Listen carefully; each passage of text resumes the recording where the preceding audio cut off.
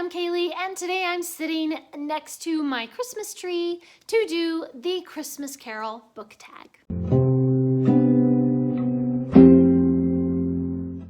This tag was created by Lauren Wade, and I will link their original video down below.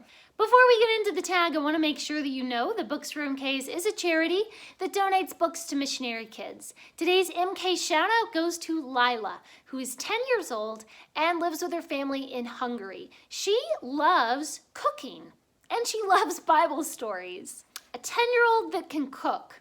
My kind of lady. If you want to donate to Lila and children like her, you can donate to the Books for MKs charity at GoFundMe.com. And don't forget to subscribe and give this video a big thumbs up for Christmas cheer. Thumbs up for Christmas cheer, guys. Question 1 of the tag is The Ghost of Christmas Past. This is a book that was your childhood favorite. I feel like whenever people ask me for my favorite childhood book, I always say the same thing. The Chronicles of Narnia. That's always the answer that I give.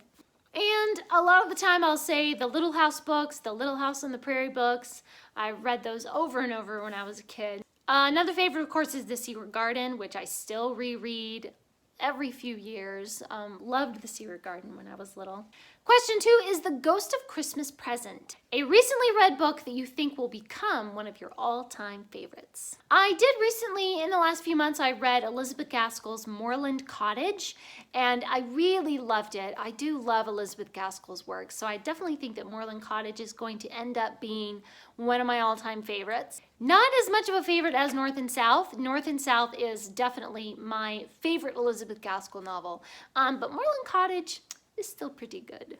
Question 3 is The Ghost of a Christmas Yet to Come. This is a book coming out next year that you're most excited for. I'm not even sure if it's coming out this next year, but I am very excited for book number 4 in the Explorer Academy series by Trudy Truitt. They just announced that the number 4 book is going to be called The Star Dunes, and I have loved the first 3 books in Explorer Academy. I just can't wait for more. Question number 4 is Bah Humbug, a book that everyone else loves, but you just can't stand. I think for this, I'm not going to say that a book that I just can't stand, but a book that did not live up to the hype for me was Neil Gaiman's Stardust. Everybody talks about Neil Gaiman's amazing and Neil Gaiman this and that. And so the very first book that I read by Neil Gaiman was Stardust, and I've seen the movie of Stardust and really loved it. And then the book just didn't quite gel together for me. It has a great writing style. Like everybody talks about Neil Gaiman writing style. And it does have all these wonderful fantasy fairy tale elements that I really loved. It's incredibly imaginative. So I was very impressed with like this original, unique voice and imagination. But somehow the plot just kind of meandered around and it didn't really resolve at the end the way that, I don't know. It just needed better structure, I think. So I won't say I can't stand it. I did enjoy it, but it just wasn't like woohoo, 5 stars, amazing, Neil Gaiman can do no wrong. So sorry guys, I think I just need to try more Neil Gaiman books until I find one that really, really resonates with me maybe.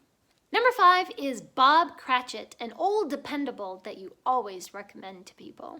Oh, there are so many of these. Little Women, I'm always saying, if you haven't read Little Women and Little Men and Joe's Boys, you need to read them all. Anne of Green Gables, you need to read the whole series, and then you need to read Emily of New Moon after that.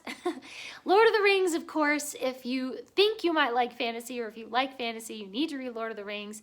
All the kids need to read Narnia, and if you didn't read it when you were a kid, then you need to read it when you're an adult. Doesn't matter what age you are, just read Chronicles of Narnia. There are so many of my favorites that I feel have a universal appeal to people. Number 6 is Tiny Tim, an underhyped book that I think deserves more love. I think maybe because I recently read it, I've been thinking about Agnes Grey by Anne Bronte. When I hear people talk about the Brontes, oh, it's Jane Eyre this and Wuthering Heights that, and nobody talks about Agnes Grey. I don't think it's like this amazing world-changing book because it's very subtle and it's sort of like a quiet book, but because of that subtlety, there's a lot of power behind it. And I think maybe some people don't appreciate that enough, but I really loved Agnes Grey, and I wish that more people who talk about the Brontes would talk about Anne Bronte's books too. Question 7 is today, why it's Christmas Day, which is a quote, of course, from the Christmas Carol. This one is a book that always gets you in the mood for Christmas, and you can't say the Christmas Carol as your answer. You have to say something else. There is a little Christmassy short story that I read every year at Christmas. It's called Christmas Every Day, where a little girl petitions to the Christmas fairy to make it Christmas every day. And her wish comes true, and it is hilarious because everybody gets really sick of Christmas, and they eat up all the turkeys and there are no turkeys left, and they eat up all the candy canes and there's no candy canes left, and just all kinds of hilarious stuff, and everybody gets mad at the little girl because she ruined things. She ruined Christmas by having it too often. It is just so funny, and even though I know the story practically by heart, I laugh my head off every year. Oh, it's definitely Christmassy. I love it. Number 8 is the Muppet Christmas Carol, and you have to choose your favorite film adaptation of a book. It doesn't say of a Christmas book or a Christmas film, so I guess it's just anything.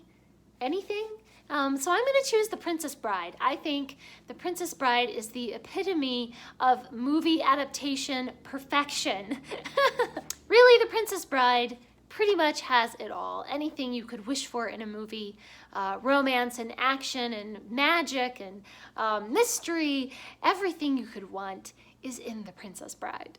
And number 9 is to tag some people. For some reason, I was thinking about 2 different YouTubers, both named Sarah, the Library of Sarah and Sarah Hannett. I want to tag both of them. I think they would have a lot of fun doing this tag. And that is it for the Christmas Carol book tag. I hope that you are having a wonderful holiday season, a Merry Christmas and a Happy New Year. And please subscribe and give this video a big thumbs up for Christmas cheer.